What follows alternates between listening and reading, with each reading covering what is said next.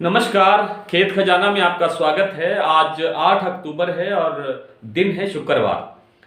कार्यक्रम शुरू करने से पहले आपसे वही विनम्र निवेदन कि इस चैनल को आप सब्सक्राइब कर लीजिए और सब्सक्राइब करने के साथ साथ बेल आइकॉन की घंटी जरूर दबाइए ताकि हमारा हर वीडियो अपलोड होते ही सबसे पहले आपके मोबाइल पर पहुंचे। आज सरसों के लिए एक महत्वपूर्ण खबर है और सरसों के जो बाजार में जो हलचल पैदा हुई है उसको लेकर के सरसों की दिशा कैसी बन रही है उस पर विस्तार से चर्चा करेंगे। थोड़ी सी चर्चा नरमा पर भी होगी और थोड़ी सी बासमती पर। आइए बात शुरू करते हैं सरसों से।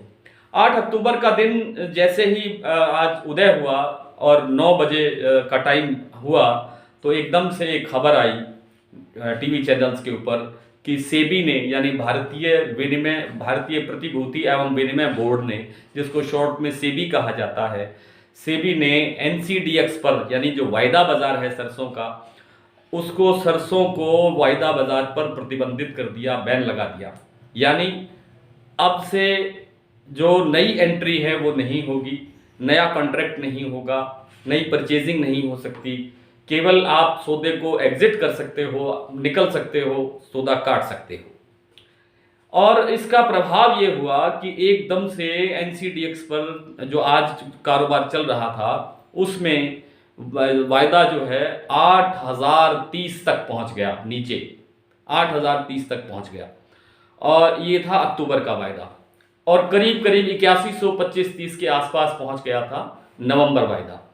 लेकिन थोड़ी ही देर के अंदर बाजार में फिर सुधार हुआ और बाजार सुधर करके जो अक्टूबर का वायदा है वो पहुंच गया था 8330 के आसपास और उसके बाद जो आपका नवंबर वायदा है वो 8400 प्लस के ऊपर बंद हुआ। कहने का तात्पर्य ये है कि सरकार ने खाद्य तेलों की महंगाई को रोकने के लिए, विशेष रूप से सरसों के तेल में जो महंगाई बढ़ रही है उसको रोकने के लिए ये कदम उठाया है। और इससे कितनी महंगाई रुकेगी, सरसों में कितनी गिरावट आएगी, ये कहना अभी कठिन है। अभी इसको 1-2 दिन और देखने की जरूरत है कि बाजार की दिशा क्या बनती है। कम से कम अब वायदा बाजार के आधार पर जो हम बाजार की दिशा बनाते थे या तय करते थे कि आज क्या दिशा रह सकती है, अब हम वायदा बाजार को देख करके, एनसीडीएक्स को देख करके बाजार की दिशा नहीं बना पाएंगे। हाँ, एक काम हो सकता है, अब हमें सोया तेल का जो वायदा बाजार है उसको देख करके थोड़ा बहुत अनुमान, अंदाजा लगाया जा सकता है। अगर सोया तेल प्लस में रहता है तो दूसरे खाद्य तेल भी ठीक ठाक पोजीशन में रहेंगे और सरसों के साथ साथ सरसों के तेल की दिशा भी ठीक रहेगी। कुल मिलाकर के हालात अभी इतने बुरे नहीं हैं, भयभीत होने की आवश्यकता नहीं है।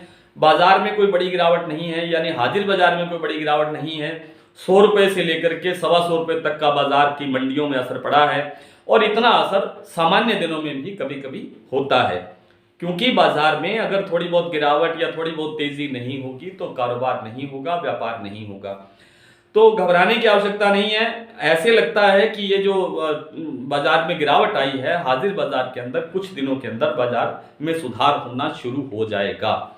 और बाजार में जब सुधार होना शुरू हो जाएगा, क्योंकि फंडामेंटल बहुत मजबूत हैं, सरसों अब नाम मात्र ही बची है लोगों के पास या किसानों के पास या कुछ व्यापारियों के पास, अदरवाइज सरसों नहीं है। बहुत सी जो सरसों की जो मिलें हैं, तेल मिलें हैं, वो बंद हो रही हैं इस कारण से कि सरसों की उपलब्धता खत्म हो गई है, कम हो गई है। तो सरसों पर जो नया आदेश आया है सरकार का, ये इस तरह का आदेश सरकार ने चने पर भी लगाया था। उस वक्त कंडीशन और थी। कंडीशन क्या थी? चने पर जो वायदा प्रतिबंधित किया एनसीडीएक्स पर, वो इसलिए किया गया था कि चने पर, चना दाल पर थोड़ा अंकुश रहे। वो अंकुश आज भी बरकरार है, लेकिन उस वक्त सरकार के पास नेफेड के जो एजेंसी है, सरकारी एजेंसी नेफेड के पास बड़ी मात्रा के अंदर चना था और वो चना बाजार में उन्होंने उतार दिया। सरकार के पास इस समय सरसों एक दाना भी उपलब्ध नहीं है, ना नेफेड के पास है ना किसी और सरकारी एजेंसी के पास है। तो सरकार इसकी उपलब्धता करवाने के अंदर कोई शायद कदम नहीं उठा सकती। इसलिए एनसीडीएक्स पर प्रतिबंधित करने से सरसों के बाजार पर कोई बहुत बड़ा असर पड़ेगा ऐसा नहीं लगता है। बात करते हैं थोड़ी सी नरमा की। तो नरमा के अंदर देखिए, जो निरंतर तेजी की ओर चल रहा है उसमें कोई गिरावट की उम्मीद नहीं बन रही है। रोजाना भाव जो है वो और एक नया आयाम छूता है, एक नई दिशा बनाता है, एक नया रिकॉर्ड बनाता है। आज भी जैसे आपके विजयनगर के अंदर फिर 8200 से प्लस ऊपर नरमा बिका है। बहुत सी मंडियों के अंदर 7000 प्लस तो है ही है, कई मंडियों में 8000 को टच कर रहा है। तो इसका अर्थ ये है कि आने वाले दिनों के अंदर कॉटन की बड़ी भारी कमी है और कॉटन के जो अंतर्राष्ट्रीय स्तर पर जो मांग है उसके साथ साथ घरेलू मांग भी बहुत बड़ी है, निर्यात मांग भी अच्छी है। हालांकि निर्यात इस बार थोड़ा प्रभावित हो सकता है क्योंकि डिमांड जो घरेलू डिमांड है उसकी पूर्ति होना भी एक बार कठिन लग रहा है। तो बात करते हैं बासमती की। तो बासमती में देखिए, जो एक दो दिन से ऐसे लग रहा था कि ये थोड़ा सा मंदा है या स्टेबल है, उसमें आज फिर थोड़ा सा 50 रुपए का 70 रुपए का सुधार देखा जा रहा है। बासमती के एक मंडी में एक कहीं 1121 आया है, आज मुझे मंडी एग्जैक्ट ध्यान नहीं है, 1121 आया, पुराना आया है लेकिन उसको 3500 रुपए का भाव मिला है। इससे पता लगता है कि बासमती का जो बाजार है आने वाले दिनों में और अच्छा रहेगा। आइए कुछ मंडियों के भाव देखते हैं।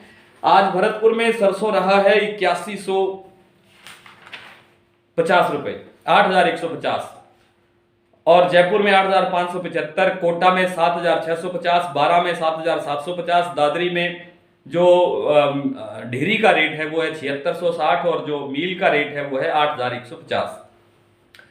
दिल्ली में 8350, हापुड़ में 8350, हिंडौन में 8189, आगरा में 9250, गंगापुर में 8125, अलवर में 8350, एलनाबाद में 7575, सुमेरपुर में 8275, आदमपुर में 7770, बीकानेर में 7400, नौहर में 7400, नागौर में 8150, जोधपुर में 8225 और सिरसा में सरसों बिकी है 7490।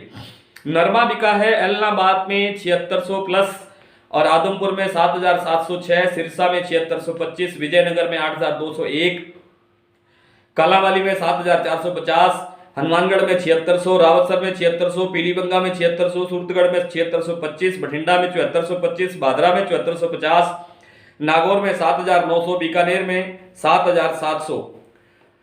देसी कपास तलवंडी में बिकी है 6900 रुपए, बरवाला मंडी हरियाणा में 6950 रुपए, रावतसर में 6950 रुपए और एलनाबाद में देसी कपास बिकी है 6650 रुपए।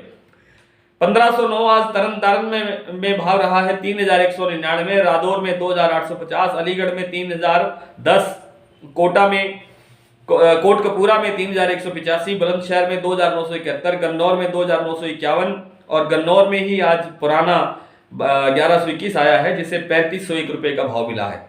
फाजिलका में 3143, दबड़ा में 2650, नरवाना में 3175, कैथल में 3025, टोहाना में 3200, सहारनपुर में 3000 रुपए, हाथरस में 2961 रुपए, नरेला में 3162 रुपए, गढ़ मुक्तेश्वर में 3031 रुपए और डिबई मंडी में 2950 रुपए। कल आपसे फिर इसी तरह मुलाकात होगी, तब तक के लिए नमस्कार।